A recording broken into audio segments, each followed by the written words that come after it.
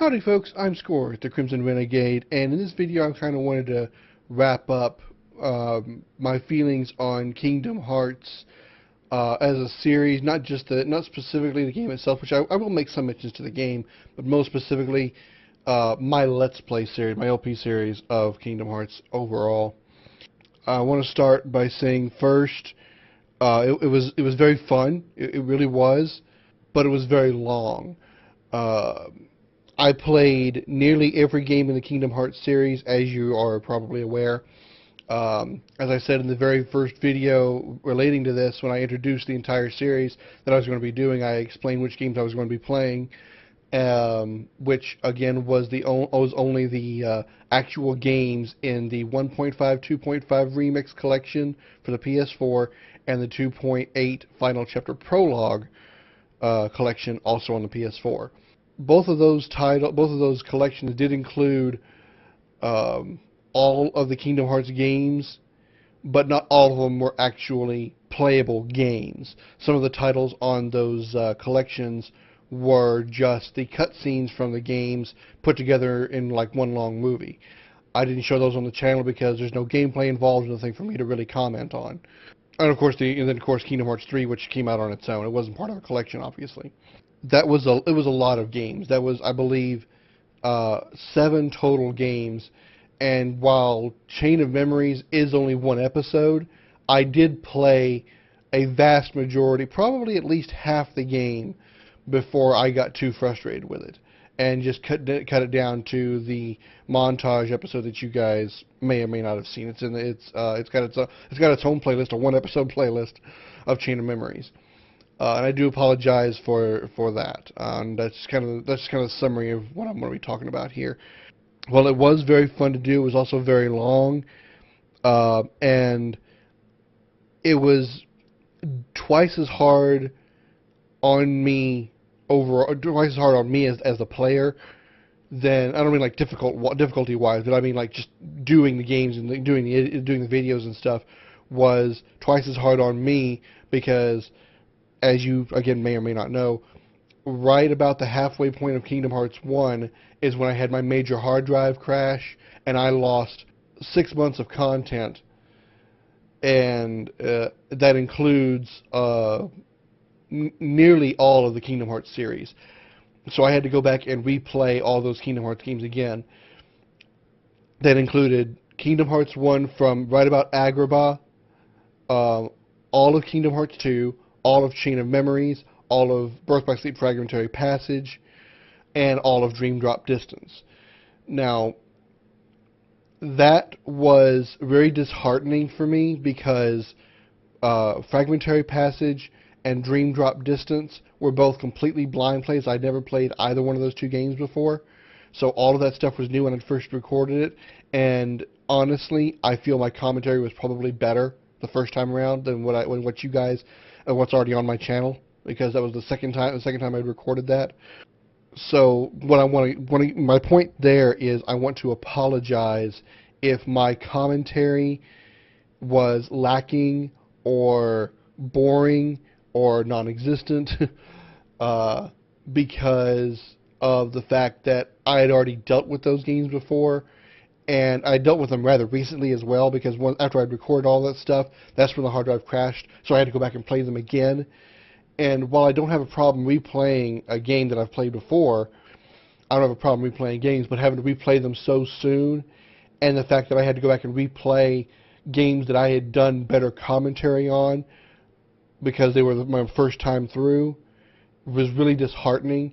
And while I tried not to let it get to me, I can see when I went back to edit the video that my commentary wasn't really as good as it could have been. So I apologize if those videos, those videos were not as good as they could have been. And while initially I did have a lot of fun playing the entire Kingdom Hearts series all the way through, at certain points, after I beat like a certain game, say after I finished Kingdom Hearts 1, I really wanted to take a break and play something else. But I had already promised you guys that I was going to play all of the Kingdom Hearts series back to back to back to be prepared for Kingdom Hearts 3, because at the time, Kingdom Hearts 3 had yet to come out. I was kind of just, leading the story up to, like it was like a road to Kingdom Hearts 3, leading a story leading up to Kingdom Hearts 3. But because I had said I wanted to play all the games back to back to back like that, the Kingdom Hearts series grew old on me rather quickly. And I can tell you this from doing that, I am never going to do that again for any future series or any future games that may be coming out.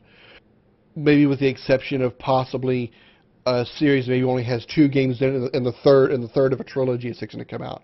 I will never do an entire series back to back to back like that on the channel. It was really, really, it began to grate on me after I played like 2 or 3 games in a row. So I will never ever do that again. And this one was especially difficult because of that hard drive crash.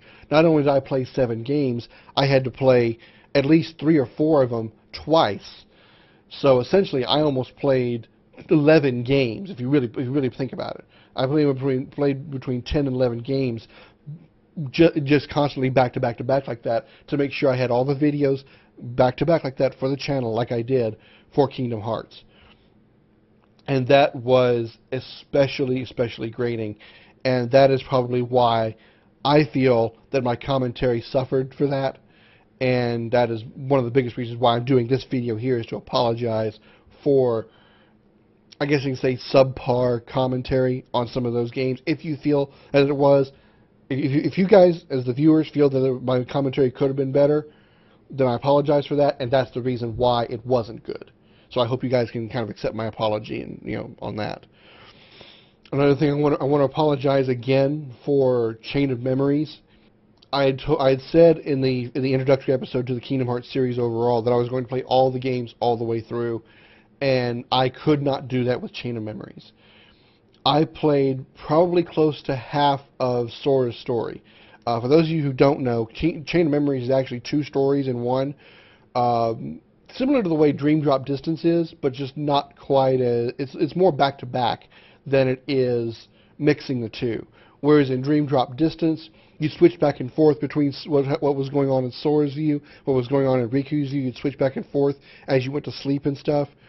In Chain of Memories, you played the entire first part of the game, I'll just say, the longer story, which was Sora's story, from the beginning of Castle Oblivion all the way to the end of it. And then once you beat Sora's story, you go back and play the entire game again from Riku's perspective, going a different direction in Castle Oblivion. You encounter some of the different enemies of the organization, but you pretty much go to the same worlds that you did in Sora's story. So there's nothing really new there, asset-wise or view-wise. You just get occasionally different bosses from the organization that you would fight. But as far as what I did, I probably played I would say close to half of Sora's story before the terrible battle system and incredibly high difficulty of the game really got to me. Those of you who have seen if you have watched my 1-episode montage of Chain of Memories, you can see the troubles that I had. Those were just a few of the times that I had failed. There were times that I had failed in battles against normal encounters. Most of the time, it was very rare, but most of the time my losses were to bosses, but there were a couple of times when I would lose in the regular encounters because the battle system was just so bad. That game required a lot of luck and a really, really good roll on the RNGs. You had to hope you got, especially if you were a physical attacker like I usually am. I usually have a lot of Keyblade cards. You had to make sure that the RNG was in your favor and gave you a lot of high-numbered Keyblade cards, so when you did your attacks weren't blocked or deflected. And if you didn't have those good cards, anytime you tried to attack, they'd easily deflect your card away, especially in boss fights. And eventually that just got too frustrating, and it went from being frustrating rage, which is sometimes kind of funny to record, to excessive frustration where my rage was gone. It was nothing but frustration. And there's a difference between rage and frustration. Rage can be funny on a video because I've seen it before. I've seen a really angry YouTuber, playing a game and getting really angry at it, to being frustrated with it, at least from my perspective. I have no problem raging at a game, but I do have a problem being frustrated with a game. If I'm raging at a game because I'm having trouble with it, or maybe it's slightly unfair, and I want to bitch about that unfairness, when it goes from that to frustration because the game is so unbelievably unfair, or I'm at such a major disadvantage because of the RNG or whatever reason, those aren't fun for me to record. I don't have fun playing the game, and those videos I feel are going to be worse than videos that I did, kind of like what I was talking about just a moment ago, that I had to re-record videos of games that I already done and I was kind of bored with. Let me put it this way: I feel my boredom commentary would have been better than my frustrated commentary, because sometimes when I get frustrated, I can't come up with any commentary at all, and it's just not good video. It really isn't. My point to this is I apologize for Chain of Memories not being a full series. It's only going to be one episode. And I am never, ever going back to that game again. The final thing I really want to say here is that despite my possibly seeming lack of interest in the game, Kingdom Hearts overall is a very, very fun game. If you have never, ever played Kingdom Hearts, any of the games in the series, I would strongly recommend trying at least Kingdom Hearts 1, at least the mainline games, 1, 2, and 3. If you don't play the side games, Birth by Sleep, Dream Drop Distance, Chain of Memories, Coded, any of those, it's not that bad. Basically, those side stories are filled in very well in the journals and in actual content of the gameplay and cutscenes in Kingdom Hearts 3. What brought me to Kingdom Hearts, and I know I had mentioned this in the review of some of the games of Kingdom Hearts, what brought me to Kingdom Hearts was the fact that it was Disney worlds combined with Final Fantasy worlds. It was the Final Fantasy aspect of it that drew me to Kingdom Hearts. I didn't really care so much for the Disney aspect of it because by the time Kingdom Hearts 1 came out, I believe I was in my teens already, so I kind of outgrown Disney movies. And while I had known some of the movies, I either knew them because I had seen them in my youth, or knew of them because I just, I see commercials or, ads for Disney movies and stuff, or I see toys in the store or whatnot. The Disney aspect of it really wasn't what drew me to the game. It was the Final Fantasy aspects of it. All the staples of the Final Fantasy series were there. Potions, high potions, elixirs. You didn't really have Phoenix Downs. You had interchangeable sword. You essentially were using swords. The Keyblade. I mean, it's a sword that's shaped like a key. But the biggest thing that brought me to it was the Final Fantasy characters, like when you see Squall and Cloud and Aeris and Cid and Auron in Kingdom Hearts 2. Seeing those characters, especially the biggest reason I focus on Final Fantasy, especially in Kingdom Hearts 1, is because at the time Kingdom Hearts 1 got into my hands, I'm not going to say when it came out because I don't think I played it as soon as it came out. I think it was a little after that. The only time I actually saw good quality models, visuals of Final Fantasy characters was in Kingdom Hearts. Before that, I had only seen the original models in the original games, specifically referring to Final Fantasy VII with their blocky in-game models. The only time outside of that you see a better quality view of those characters is in the FMVs of Final Fantasy VII. Like when you see the bike chase scene where they go crashing out of the Shinra window in 7.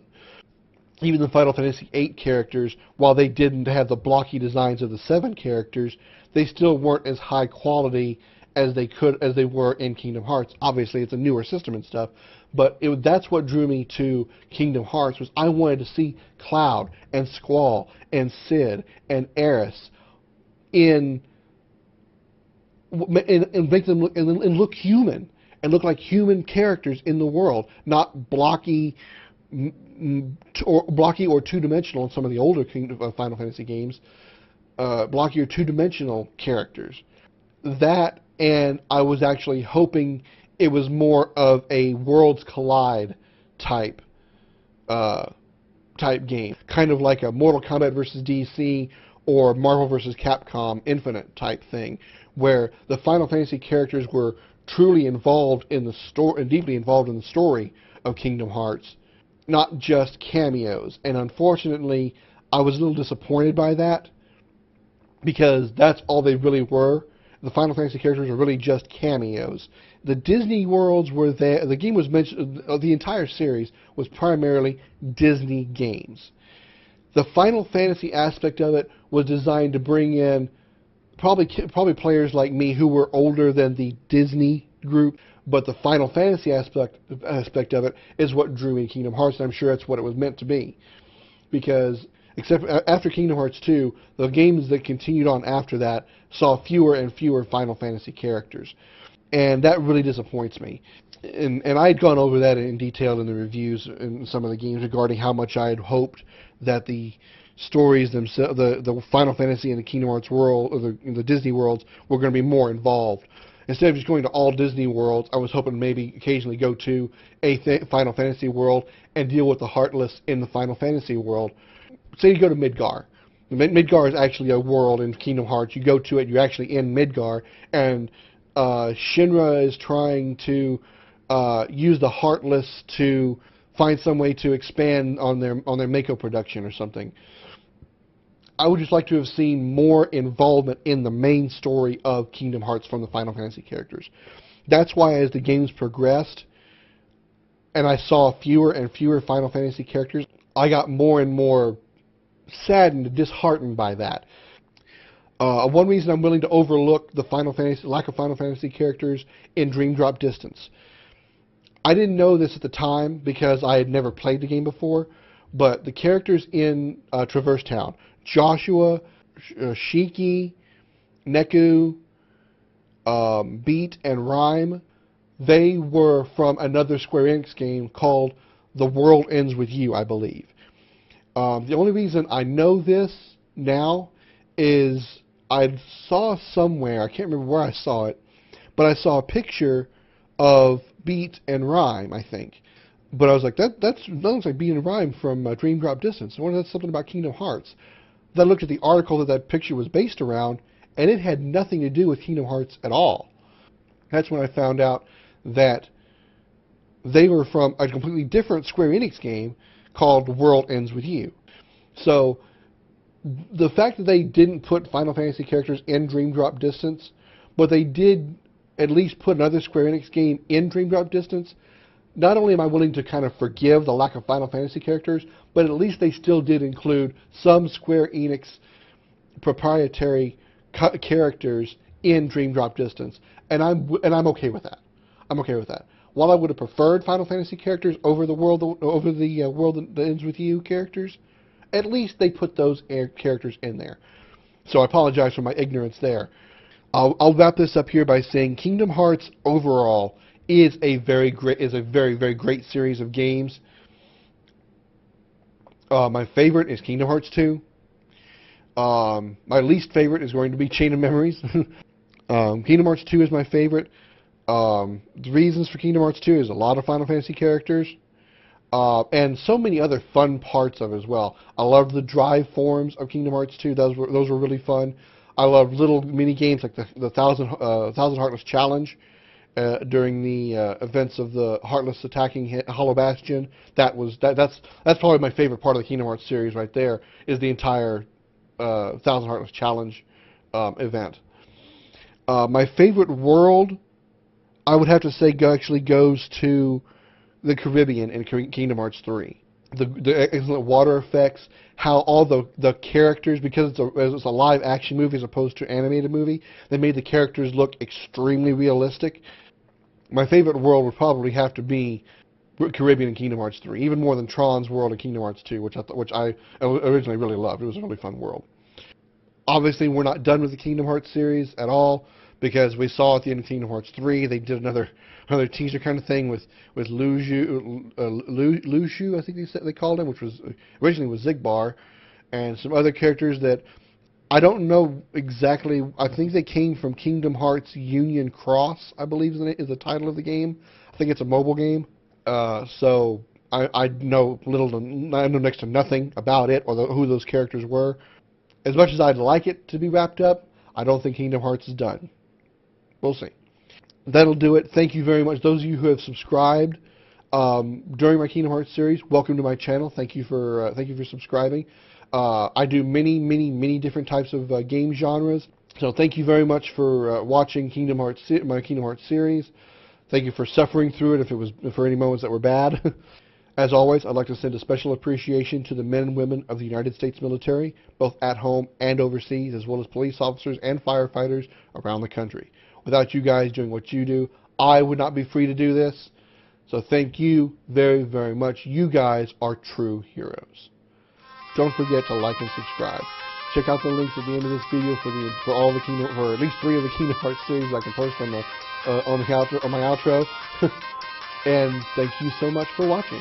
This has been the Kingdom Hearts series, except for this point. I'm Scoryth, the Crimson Renegade. See you later.